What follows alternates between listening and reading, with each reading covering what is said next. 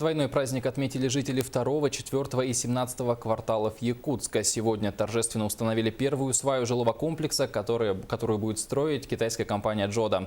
Декларацию о проведении масштабного строительства нового микрорайона подписали еще в начале прошлого года. И после длительных процедур по утверждению проектов и лабораторных работ историческое строительство получило свое начало. Подробности у Саргаланы Захаровой.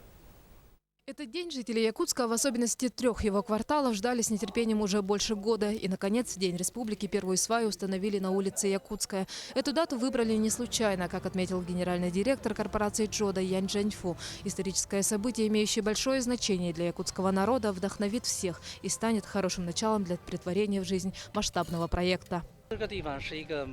Якутск очень красивый город, и мы очень рады, что начинаем строительство именно в нем. Наши технологии основаны на строительстве с использованием экологически чистых материалов, что дает уверенность в сохранности окружающей среды. И поэтому строительство в Якутске, в таком красивом месте, будет для нас хорошим опытом.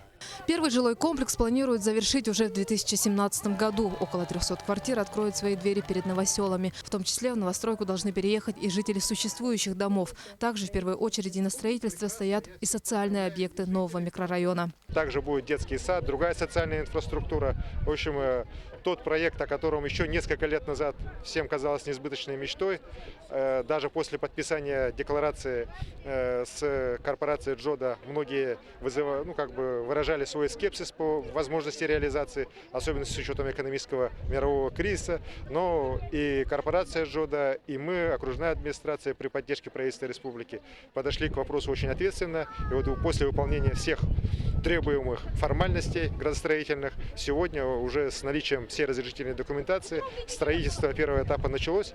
В общей сложности из 3 кварталов должны расселить порядка 100 тысяч квадратных метров жилья, а на их месте построят более 500 тысяч квадратов нового.